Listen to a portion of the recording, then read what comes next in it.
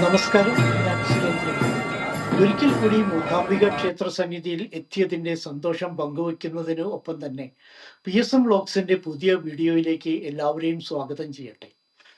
നാഗാസ്ത്രം ഏറ്റുകിടക്കുന്ന ലക്ഷ്മണന്റെ ജീവൻ രക്ഷിക്കാനായി ഹനുമാൻ മൃതസഞ്ജീവനി സസ്യമുള്ള ഋഷഭാദ്രിമല ലങ്കയിലേക്ക് കൊണ്ടുപോകുന്ന വഴി കുടജാദ്രിയിൽ കുറച്ചു ഭാഗം അടർന്നു വീണെന്നും അങ്ങനെയാണ് കുടജാദ്രി മലനിരകൾ ഉണ്ടായതെന്നും കരുതപ്പെടുന്നു. കുടജ സസ്യങ്ങൾ അധികമുള്ളതുകൊണ്ടാണ് കുടജാദ്രി എന്ന പേര് വരാൻ കാരണം. അനവധി ഔഷധ സസ്യങ്ങളുള്ള കുടജാദ്രി മലനിരകളിൽ നിന്നുത്ഭവിച്ച് ബൈന്ദൂർ താലൂക്കിലൂടെ ഒഴുകുന്ന സൗപർണിക നദിയുടെ തീരത്താണ് കൊല്ലൂർ മൂകാംബിക ക്ഷേത്രം. സുവർണൻ എന്ന ഗരുഡൻ തപസ് ചെയ്ത പുഴയുടെ തീരമായതുകൊണ്ടാണ് സൗപർണിക എന്ന പേര് വരാനിടയായത്. സൗപർണിക നദിയിൽ മുങ്ങിക്കുളിച്ച ശേഷം മൂകാംബിക ക്ഷേത്രത്തിൽ ദർശനം നടത്തുന്നത് പുണ്യവും പവിത്രവുമായി കരുതപ്പെടുന്നു.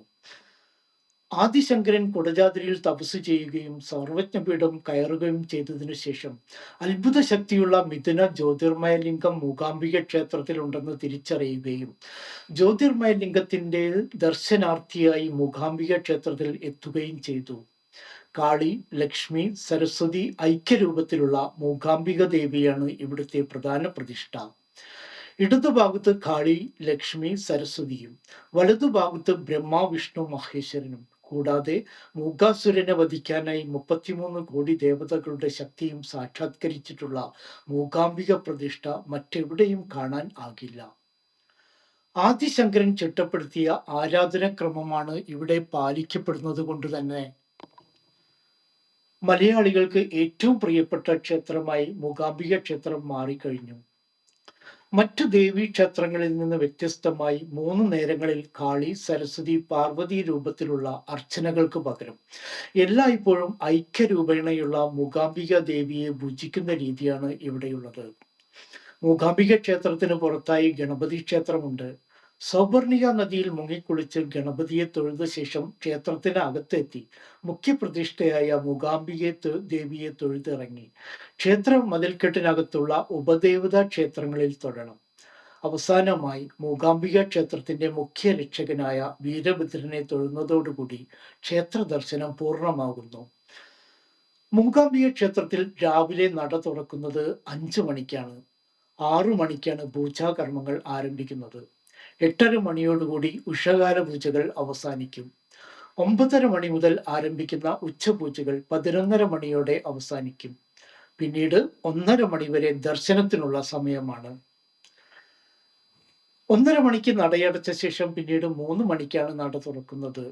വൈകുന്നേരം 6 മണി വരെ ദർശനത്തിനുള്ള സമയമാണ്. 6 മണി മുതൽ ആരംഭിക്കുന്ന പ്രദോഷകാല പൂജ 7:30 വരെ നീണ്ടു നിൽക്കും. പിന്നീടുള്ള അത്താഴ പൂജ 9:30 വരെ നീണ്ടു നിൽക്കും. മറ്റു ക്ഷേത്രങ്ങളിൽ നിന്ന് വ്യത്യസ്തമായി ജ്ഞാനസ്വരൂപിണിയായ സരസ്വതി ദമ്പതി രൂപേണ പ്രതിഷ്ഠയുള്ളത് കൊണ്ട് തന്നെ മൂകാംബിക ക്ഷേത്രം എഴുത്തിനിരുത്ത് ചടങ്ങിന് വളരെ പ്രസിദ്ധമാണ്. രാവിലെ 6 മണി മുതൽ ഉച്ചയ്ക്ക് 1 മണി വരെയാണ് ക്ഷേത്ര മതിൽക്കെട്ടിനകത്തുള്ള സരസ്വതി മണ്ഡപത്തിൽ എഴുത്തിനിരുത്ത് ചടങ്ങുകൾ ഉള്ളത്. ഉച്ചയ്ക്ക് ശേഷം എഴുത്തിനിരുത്ത് ഉണ്ടായിരിക്കുന്നതല്ല. മൂകാംബിക ക്ഷേത്രത്തിൽ എല്ലാ ദിവസവും ചുറ്റുശീവേലിയുണ്ട്. വെള്ളിയാഴ്ചയും അമാവാസി, പൗർണമി ദിനങ്ങളിലും ക്ഷേത്രത്തിന് പുറത്ത് ദേവിയെ എഴുന്നള്ളിക്കുന്ന ചടങ്ങുണ്ട്. 9 ദിവസം നീണ്ടു നിൽക്കുന്ന നവരാത്രി ആഘോഷവേളയിൽ ദേവിയെ ഓരോ ഭാവത്തിൽ കണ്ടു പൂജിക്കുന്ന പ്രത്യേക ചടങ്ങുകളുമുണ്ട്.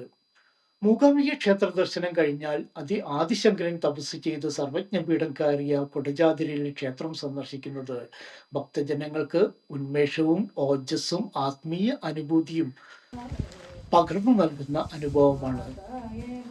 കാനന അതിർത്തി വരെ നല്ല റോഡും പിന്നീട് ജീപ്പുകൾക്ക് മാത്രം പോകാൻ കഴിയുന്ന കുണ്ടും കുഴിയും നിറഞ്ഞ റോഡിലൂടെ പോയി വരാൻ 470 രൂപയാണ് ഈടാക്കുന്നത്. പിന്നീടുള്ള യാത്ര ഒറ്റയടി പാതയിലൂടെ നടന്നു വേണം പോകാൻ. പലപ്പോഴും മൂടൽമഞ്ഞ് മൂടി നിൽക്കുന്ന കാനന മേഖലയിലൂടെ യാത്ര കഴിഞ്ഞ് കുടജാദ്രി ക്ഷേത്രത്തിൽ തൊഴുതു നിൽക്കുമ്പോഴുള്ള അനുഭൂതി ജീവിതകാലം മുഴുവൻ ഓർമ്മിക്കാനുണ്ടാകും. വീഡിയോ ഇഷ്ടപ്പെട്ടാൽ ലൈക്ക് ചെയ്യാനും കമന്റ് ചെയ്യാനും സബ്സ്ക്രൈബ് ചെയ്യാനും മറക്കരുതേ.